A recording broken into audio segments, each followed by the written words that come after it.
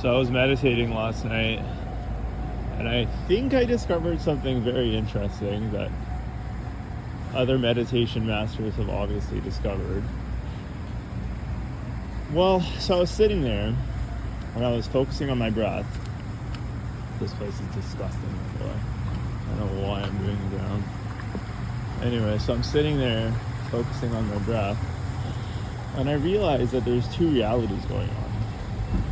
There's the reality of inside your mind, right? So it's real. Like, you're having these thoughts that are going on in the present moment, thoughts about the future, the past, feelings are coming up from your body, you're triggering more thoughts, maybe thoughts about the past, images of the past come up. But the point is that while you're doing all of this thinking, the reality of your body is there. Like, it's in the present moment. God, how disgusting is this book? The reality of your body is still there. What's interesting is while you were doing all this thinking, you were breathing. So that's just profound. So you're in your mind, you're doing all this stuff, and then your body is in reality. So is your mind, but it's in reality, and it's just been working automatically without any sort of guidance from you. It's just working. So when you put your thoughts and attention, essentially your attention, to your breath, you're bringing your mind back to reality, and you're doing the opposite of the normal day-to-day thinking. Why is that necessary? Well, if you're in your head all day, you're, first of all, not really fully conscious, because you're at the whims of your thoughts. You might get triggered by something. You're essentially just like a leaf, just from one thing to another, one thought to another that triggers another thought, rather than being conscious and bringing essentially your will to life just by focusing on the breath. You also realize that the body is fine. When you're focusing on the breath, it's sitting there. Yeah, there's a few pains here and there, and you can work on it. It goes away, and it does shift. Like, you can sit with a pain in your back for a bit and then breathe into it. 15 minutes later, it's gone. So it's shifting. The only thing that actually can hold on is the mind. It can create concepts like, I'm in pain. So a lot of these problems that we have are in the mind. That doesn't mean that you have full control over the mind. For example, if you have PTSD, it is in the mind. It doesn't mean you can just control it and, ooh, I'm better. No. But at least acknowledge where the problem is. It's in the mind. Right? Sure, there's a physical component to PTSD. There's a physical component to anxiety. But by calming the mind, you undoubtedly will calm those other aspects as well. As we showed, by even sitting with pain for 10 minutes, 15 minutes, it does reduce, because there's an aspect of the mind in there that might be even making it worse. The point is that a lot of your thoughts back and forth are problems in itself. Right? You might have debt. Well, your thought of the debt is also a problem, because you're like, oh, I have anxiety over my debt. So you have your debt, which sucks, and you have anxiety now.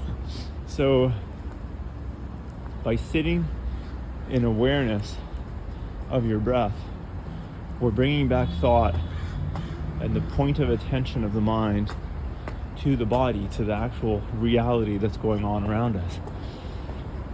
What's interesting is, again, the mind can hold on to things where the physical reality just doesn't. You might inadvertently be actually holding on to the debt. You might say, well, I'm not creating my debt. No, you did create your debt, or your problems, or your girlfriend, or whatever.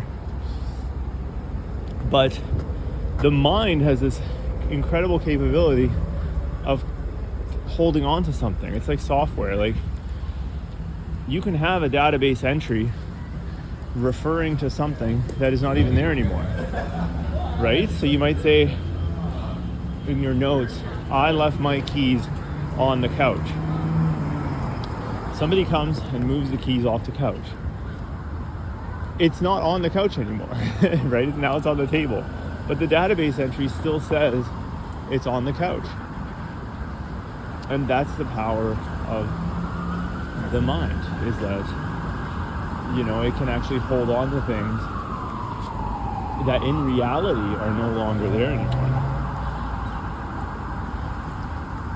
And I think if our attention day to day is constantly in the world of the mind, you're putting more and more and more value to the world of your internal dialogue, which again sometimes isn't even true. It might be referencing something in the past, for example, racism. Like, I don't like these people, or this, or a friend, like this one person bothered me. That's referencing something in the past that in reality might not even be true anymore. That person might have changed, but you're holding on to this reality. You're living in a different reality. Man, today is rush hour. There's a lot of people out.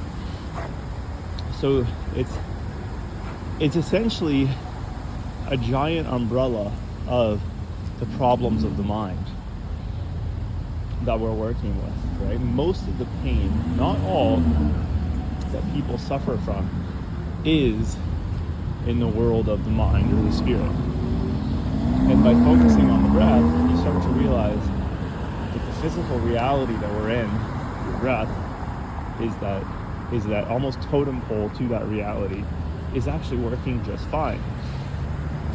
And that we're stepping away from the problems of the mind for a little bit and realizing that we can actually calm the mind. And by calming the mind, we start to realize that we're calming our entire sense of being, which is our life. So your sense of being, your sense of how well you're doing, your sensor is awareness, right? And if it's covered in thought and negative thought patterns that were generated in the past, or whatever you're living through, your entire lived experience of life is garbage. But when you actually start to hone in again on the breath, and you're almost calming it down for a second, then you can rewire new thoughts and new patterns, new experiences of reality that are a closer match to reality. That it's just better. It's better in that way. So yeah, I think this was a good chat. We'll chat again another day.